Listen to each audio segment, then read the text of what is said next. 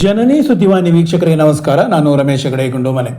ಬೇಸೂರು ಅಣುವಿದ್ಯುತ್ ಸ್ಥಾವರದ ವಿರುದ್ಧ ಮೊಳಗಿದ ಕಹಳೆ, ಬೃಹತ್ ಪಾದಯಾತ್ರೆ ಪ್ರತಿಭಟನೆ, ಜಿಲ್ಲಾಧಿಕಾರಿಗಳ ಸ್ಪಷ್ಟನೆಗೆ ಪಟ್ಟು, ಜನರಿಗೆ ಧ್ವನಿಗೂಡಿಸಿದ ಸಂಸದ ಶಾಸಕರು. ಕುಡಿಯುವ ನೀರು ವ್ಯತ್ಯಯಕ್ಕೆ ಶಾಸಕರು ಗರಂ, ನಗರಸಭೆಯಲ್ಲಿ ಅಧಿಕಾರಿಗಳ ಸಭೆ, ಜಿಲ್ಲಾಧಿಕಾರಿಗಳು ಅಧ್ಯಕ್ಷತೆ ವಹಿಸಿದ್ದರು. ಸಾಗರ ತಾಲೂಕು ಬೇಸೂರು ಗ್ರಾಮದಲ್ಲಿ ಪ್ರಸ್ತಾಪಿತವಾದ ಅಣು ವಿದ್ಯುತ್ ಸ್ಥಾವರದ ವಿರುದ್ಧ ಬುಧವಾರ ಮಲೆನಾಡು ಅಣು ವಿದ್ಯುತ್ ವಿರೋಧಿ ಹೋರಾಟ ಸಮಿತಿಯ ನೇತೃತ್ವದಲ್ಲಿ ಪಾದಯಾತ್ರೆ ಪ್ರತಿಭಟನೆ ನಡೆಯಿತು. ಬೇಸೂರು ಬಸವಣ್ಣ ದೇವಾಲಯದಲ್ಲಿ ಪೂಜೆ ಸಲ್ಲಿಸಿ ಸಾಗರದ ಎಸಿ ಕಚೇರಿಯವರೆಗೆ ಸುಮಾರು 25 ಕಿಲೋಮೀಟರ್ ದೂರ ಹೊರಟ ಪಾದಯಾತ್ರೆ ಪ್ರತಿಭಟನೆಯಲ್ಲಿ ಸಹಸ್ರಾರು ಜನರು ಪಾಲ್ಗೊಂಡು ಯೋಜನೆಯ ವಿರುದ್ಧ ಆಕ್ರೋಶ ವ್ಯಕ್ತಪಡಿಸಿದರು.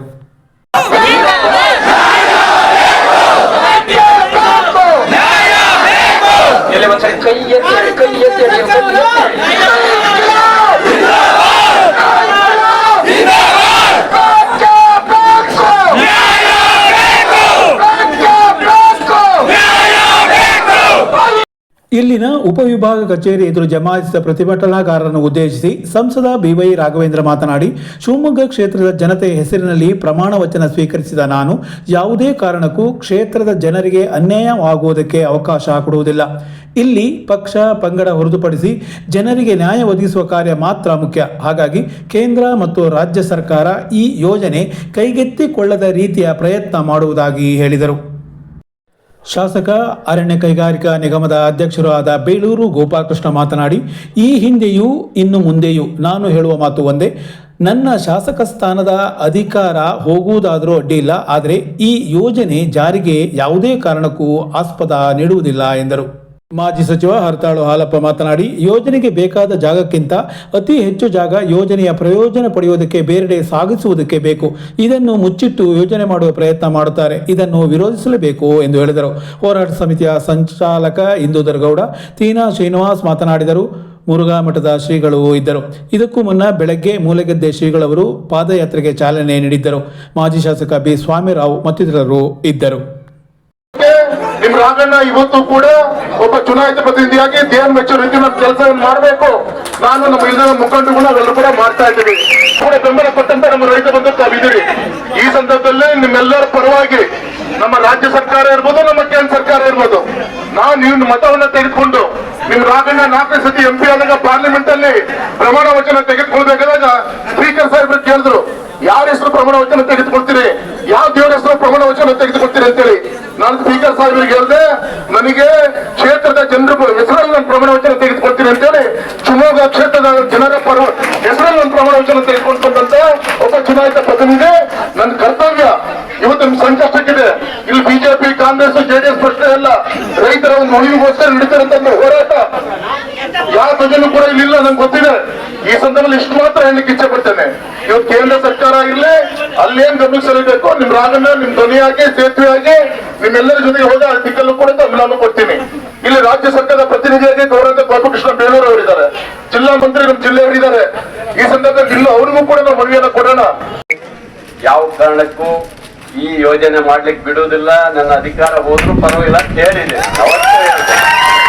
ಹೇಳ್ತಾ ಇದ್ದೇನೆ, ಕೇಂದ್ರ ಮತ್ತು ರಾಜ್ಯ ಸರ್ಕಾರದ ಈ ಯೋಜನೆಯಲ್ಲಿ MP ಅವರು ಹೇಳಿದ್ದಾರೆ, ನನ್ನ ಹೋರಾಟವನ್ನ ಕೇಂದ್ರದಲ್ಲಿ ಮಾಡ್ತೀನಿ ಅಂತ ಹೇಳಿದ್ರೆ, ನಾನು ಇವುಗಳಿಗೆ ಇಷ್ಟೇ. ನಿಮ್ ನೋವಿದೆ, ಪಾದಯಾತ್ರೆ ಮಾಡಿದ್ದೀರಿ, ಮೊನ್ನೆ ಹೋರಾಟ ಮಾಡಿದ್ದೀರಿ, ಮಕ್ಕಳು ಸಹ ಹೋರಾಟ ಮಾಡಿದ್ದಾರೆ, ನೊಂದ ಜನರಿದ್ದೀರಿ ಖಂಡಿತ. ಯಾಕಂದ್ರೆ ಬಹುಶಃ ಶರಾವತಿ ಡ್ಯಾಮ್ ಕಟ್ಟಿ, ಹಿಂದಿನ ಡ್ಯಾಮ್ ಕಟ್ಟಿ ಮುಳುಗಡೆ ಆಗಿ ಸಂತಸರಾಗಿರುವಂತ ನೀವುಗಳು ಇವತ್ತಿಗೂ ನಿಮ್ಗೆ ಹಕ್ಕು ಸಿಗ್ಲಿಲ್ಲ ಅಂತ ಇದರ ಸಂದರ್ಭದಲ್ಲಿ ಇವತ್ತಿಗೂ ನಾನು ಹೇಳ್ತಾ ಇದ್ದೀನಿ. ಮೊನ್ನೆ ಮುಖ್ಯಮಂತ್ರಿಗಳು ಭೇಟಿ ಮಾಡಿದ್ದೀನಿ, ಚೀಫ್ ಸೆಕ್ರೆಟರಿಗೂ ನಿಮ್ದು ಹೋರಾಟ ಆದ್ಮೇಲೆ ಭೇಟಿ ಮಾಡಿದ್ದೀನಿ.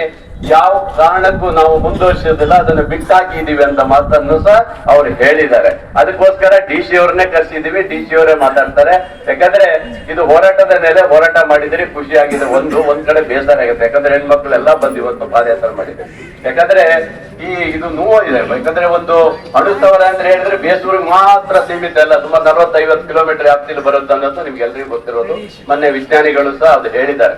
ಹಾಗಾಗಿ ಈ ಯೋಜನೆನ ಕೈ ಬಿಡಲಿಕ್ಕೆ ಎಲ್ಲಾ ರೀತಿಯ ಸಹಕಾರವನ್ನ ಕೊಟ್ಟು ರಾಜ್ಯ ಸರ್ಕಾರದಿಂದ ವಜಾ ಮಾಡಿಸುವಂತ ಕೆಲಸವನ್ನ ಗೋಪಾಲಕೃಷ್ಣ ಬೇಳೂರು ನಿಮ್ಮ ಪರವಾಗಿ ಖಂಡಿತ ನಾನು ಮಾಡ್ತಿದ್ದೇನೆ. ಇದನ್ನ ನಾನು ಮೊನ್ನೆನೇ ಹೇಳಿದ್ದೀನಿ, ರಾಜಕೀಯ ಮುಖ್ಯ ಅಲ್ಲ, ಜನರು ಮುಖ್ಯ ಅಂತ ಮಾತನಾಡಿದ್ದೀನಿ. ಅದನ್ನ ಉಳಿಸ್ಕೊಡುವಂತ ಕೆಲಸ ನಾನು ಮಾಡ್ತೀನಿ. ಹಾಗೆ ನೇತೃತ್ವ ವಹಿಸಿದ್ದಾರೆ. ನಮ್ಮ ಪರಿಸರವಾದಿಗಳು ಸಾಕಷ್ಟು ಮಾಹಿತಿಗಳನ್ನು ಇದು ಒದಗಿಸಿದ್ದಾರೆ. ರೈತ ಸಂಘದವರು ಕೈಗೂಡಿಸಿದ್ದಾರೆ. ಖುದ್ದು ಹೋರಾಟಗಾರ ಶ್ರೀನಿವಾಸ್ ಅವರು ಯಾವತ್ತೂ ಜೊತೆಗಿದ್ದಾರೆ. ನಾವೆಲ್ಲರೂ ಒಟ್ಟಾಗಿ ಸಿದ್ದೂಧರ ಗೌಡರು ಮತ್ತವರ ನೇತೃತ್ವ ನಡೀತಾ ಇದೆ. ನಾವು ಇದನ್ನ ಎಲ್ಲರೂ ಪಕ್ಷ ಪಾರ್ಟಿ ಮೀರಿ ಬೆಂಬಲಿಸೋಣ ಅಂತೇಳಿ ಹೇಳ್ತಾ, ಶಾಸಕರು ಇಲ್ಲಿ ಜಾಗ ಕೊಡಿಸ್ಬೇಡಿ, ಅಲ್ಲಿ ಹೆಂಗ್ ಬರ್ತಾರೆ ರಾಘವೇಂದ್ರ ನಾವು ನೋಡೋಣ. ಜಾಗ ಕೊಡಬೇಡಿ,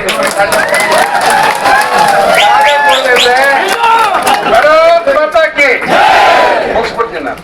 ಲೋಕಸಭಾ ಸದಸ್ಯರೇ ದಯವಿಟ್ಟು ಜಾಗ ಗೆಲ್ದಿದ್ದು ನೀವ್ ಹೆಂಗ್ ಮಾಡ್ತೀರಿ? ಹಾಗಾಗಿ ನೀವಿಬ್ರು ಒಟ್ಟಾಗಿ ಮಾಡಿ ಕೆಲಸ ಮಾಡಿ, ನಾವು ನಿಮ್ ಜೊತೆ ನಿಲ್ತೇವೆ. ಒಂದು ತಪ್ಪು ಮಾಹಿತಿಯನ್ನ ನಮ್ಮ ಜನರಲ್ಲಿ ಇದೆ. ಯಾವುದೇ ಯೋಜನೆ ಆದ್ರೆ ಬರೀ ಆ ಜಾಗ ಪ್ರೊಡಕ್ಷನ್ ಮಾಡ್ತಾ ಇಲ್ಲ, ವಿದ್ಯುತ್ ಉತ್ಪತ್ತಿ ಮಾಡೋದಕ್ಕೆ ಬರೀ 2,000 ಎಕರೆ ಕೇಳಿದಾರೆ ಅವರು. ಆಯ್ತು, ಇನ್ಯಾವುದೋ ಯೋಜನೆಗೆ 400 ಎಕರೆ ಕೇಳಿದ್ದಾರೆ. ನೋಡಿ ಸ್ನೇಹಿತರೆ, ರೈತ ಬಂದವರೇ, ಶರಾವತಿ ಎಲ್ಲ 5 ಯೋಜನೆಗಳಲ್ಲಿ ಉತ್ಪತ್ತಿ ಆಗೋದು 1469 ಮೆಗಾವ್ಯಾಟ್ ಮಾತ್ರ. ಆ ವಿದ್ಯುತ್ ಅನ್ನ ತಗೊಂಡು ಹೋಗ್ಲಿಕ್ಕೆ ಇಲ್ಲಿ 5 ಲೈನ್ ಹಾಕಿದ್ದಾರೆ. 5 ಈಗ 4,000 ಮೆಗಾವ್ಯಾಟ್ ತಗೊಂಡು ಹೋಗ್ಬೇಕು ಅಂದ್ರೆ ಬೆಂಗಳೂರಿಗೆ ತಗೊಂಡು ಹೋಗ್ತಾರೆ, ತುಮಕೂರುವರೆಗೆ ತಗೊಂಡು ಹೋಗ್ತಾರೆ. ಈ ವಿದ್ಯುತ್ ಅನ್ನ ತಗೊಂಡು ಹೋಗ್ಲಿಕ್ಕೆ 18,000 ಎಕರೆ ಜಮೀನು ಹೋಗ್ತದೆ. 18,000 ಎಕರೆ ಸಾಗರ ಸುತ್ತಮುತ್ತ ಅನಂತಪುರದಲ್ಲಿ ಸೇರಿ ತುಮಕೂರುವರೆಗೆ ತಗೊಂಡು ಹೋಗ್ತಾರೆ. ಇದನ್ನ ಈ ವಿದ್ಯುತ್ ಅನ್ನ ಉತ್ಪತ್ತಿ ಆದ್ರೆ ಹಾಕಿ ಬಿಡೋದಿಲ್ಲ, ಅದು ಬೇರೆ ವಿಷಯ. ಆದ್ರೆ ಅದನ್ನು ಮುಚ್ಚಿಡ್ತಾರೆ ನಮ್ಮ ಅಧಿಕಾರಿಗಳು. ಡಿಸಿ ಅವರೇ, ಇದು ಹೇಗೆ ಹಾಕೋ ವಿಷಯ ಅಲ್ಲ ಸ್ನೇಹಿತರೆ, ಅರ್ಥ ಮಾಡ್ಕೊಳ್ಳಿ.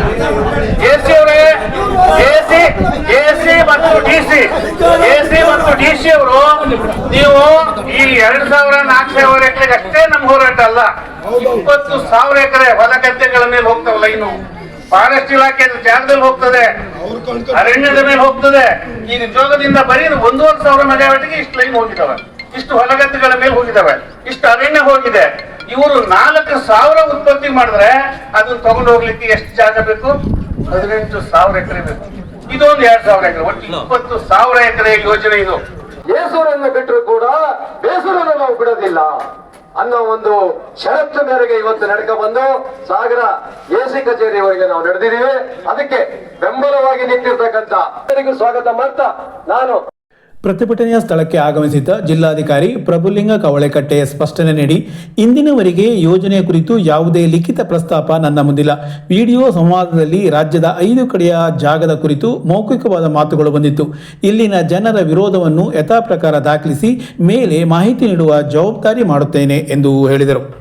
ವಿಷಯ ಏನು ಅಂತ ಹೇಳಿದ್ರೆ, ನಿಮಗೆ ಯಾವಾಗ ಇದನ್ನ ಕಮ್ಯುನಿಕೇಟ್ ಮಾಡಿದ್ದಾರೆ ಅನ್ನುವಂಥ ಈ ದಿವಸದವರೆಗೂ ಕೂಡ ನನಗೆ ಯಾವುದೇ ರೀತಿಯ ಲಿಖಿತ ಕಮ್ಯುನಿಕೇಶನ್ ರಾಜ್ಯ ಸರ್ಕಾರ ಆಗಿರ್ಬಹುದು, ಕೇಂದ್ರ ಸರ್ಕಾರ ಆಗಿರ್ಬಹುದು, ಯಾರಿಂದಲೂ ಕೂಡ ಇಲ್ಲ. ಇವತ್ತಿನ ದಿವಸದವರೆಗೂ ಕೂಡ ಫೆಬ್ರವರಿಯಲ್ಲಿ ಒಂದು ವಿಡಿಯೋ ಕಾನ್ಫರೆನ್ಸ್ ಅಲ್ಲಿ NTPC ಅವರು ಈ ರೀತಿ ರಾಜ್ಯದಲ್ಲಿ 5 ಜಿಲ್ಲೆಗಳಲ್ಲಿ ಪ್ರಾಬೆಬಲ್ ಪ್ಲೇಸಸ್ ಅನ್ನ ಐಡೆಂಟಿಫೈ ಮಾಡಿದ್ದಾರೆ. ಅದರಲ್ಲಿ ಯಾವುದಾದ್ರೂ ಒಂದು ಸೂಕ್ತ ಸ್ಥಾನದಲ್ಲಿ ಮಾಡುವ ಆಲೋಚನೆ ಇದೆ. ಅದರ ಸ್ಥಿತಿಗತಿಗಳ ಅಂದ್ರೆ ಗ್ರೌಂಡ್ ಅಲ್ಲಿ ಏನಿದೆ ಅನ್ನುವಂತ ಮಾಹಿತಿ ತೆಗೆದುಕೊಂಡು, ಎಲ್ಲರ ಅಭಿಪ್ರಾಯವನ್ನು ತೆಗೆದುಕೊಂಡು, ಸೂಕ್ತ ಇದ್ದರೆ ಆನಂತರ ನಿಮ್ಮ ಶಿಫಾರಸು ಇದ್ದರೆ ಮಾತ್ರ ನಮಗೆ ಪ್ರಪೋಸಲ್ ಅನ್ನ ಕಳಿಸಿ ಅಂತ ಓರಲ್ಲಿ ಮಾತ್ರ ಹೇಳಿದ್ರು. ಅದಾದ ನಂತರ ನಾವು ಮಾಹಿತಿಯನ್ನು ತೆಗೆದುಕೊಂಡ ನಂತರ ತಮ್ಮೆಲ್ಲರೂ ಗೊತ್ತಿರೋ ಹಾಗೆ ಅಲ್ಲಿ ಕುಂಬಾಳ ಜಮೀನಿತ್ತು, ಆನಂತರ ಮನೆಗಳಿದೆ, ವ್ಯವಸಾಯ ಮಾಡಿದ್ದಾರೆ. ಈ ಎಲ್ಲ ವಿಷಯಗಳು ಕೂಡ ಗಮನಕ್ಕೆ ಬಂದ ಮೇಲೆ ನಾನು ನಮ್ಮ ಜನಪ್ರತಿನಿಧಿಗಳಿಗೆ ಈ ವಿಷಯವನ್ನ ತಿಳಿಸಿ, ಈ ರೀತಿ ಇರೋದ್ರಿಂದ ಏನು ಅಂತ ಅವರ ಅಭಿಪ್ರಾಯಗಳನ್ನು ಕೂಡ ಪಡ್ಕೊಂಡು, ಅವರು ಕೂಡ ಈಗಾಗಲೇ ನಮ್ಮ ಜಿಲ್ಲೆಯಲ್ಲಿ ಅನೇಕ ಅಭಿವೃದ್ಧಿ ಕೆಲಸಗಳು ಈ ಉದ್ದೇಶಕ್ಕಾಗಿ ಭೂಸ್ವಾಧೀನ ಆಗಿರೋದ್ರಿಂದ ಇದು ಮಾಡೋದು ಈ ಸಂದರ್ಭದಲ್ಲಿ ಸೂಕ್ತ ಅಲ್ಲ ಅಂತ ಇದು ಕೂಡ ಮೌಖಿಕ ಮಾತ್ರ. ಆ ಸಂದರ್ಭದಲ್ಲಿ ನಾನು ಏಕೆಂತ ಹೇಳಿದ್ರೆ ಅವರು ನಮ್ಗೆ ಹೇಳಿದ್ದು, ನೀವು ತೀರ್ಮಾನ ಮಾಡಿ ಅಂದ್ರೆ ತೀರ್ಮಾನದಲ್ಲಿ ನನ್ನ ಅಭಿಪ್ರಾಯ ಇದರಲ್ಲಿ ಮಾಡಬಹುದು ಅನ್ನೋದಾಗಿದ್ರೆ ಪ್ರಸ್ತಾವನೆ ಕೊಡಿ ಅಂತ ಹೇಳಿದ್ರು. ಸೊ ಹಾಗಾಗಿ ನನಗೆ ಮನವರಿಕೆ ಆಗಿದ್ರಿಂದ ನಾನು ಆ ಪ್ರಸ್ತಾವನೆಯನ್ನ ಕೊಡಲಿಲ್ಲ. ಸೊ ನನಗೆ ಮನವರಿಕೆ ಆಗಿದೆ ದಟ್ ಈ ಜಿಲ್ಲೆಯಲ್ಲಿ ಈ ರೀತಿಯ ಪ್ರಾಜೆಕ್ಟ್ಗಳು ಮತ್ತೆ ಬಂದು ಇದೇನ್ ಹೇಳ್ತೀವಿ ನಾವು ಧಾರಣಾ ಶಕ್ತಿ ಇಲ್ಲದೆ ಇರೋದ್ರಿಂದ ಈ ರೀತಿಯ ಪ್ರಾಜೆಕ್ಟ್ಗಳು ಬೇಡ ಅಂತ ಮನವರಿಕೆ ಆಗಿರೋದ್ರಿಂದ ನಾನು ಯಾವುದೇ ಪ್ರಸ್ತಾವನೆಗಳನ್ನ ಕೊಡ್ತೀನಿ.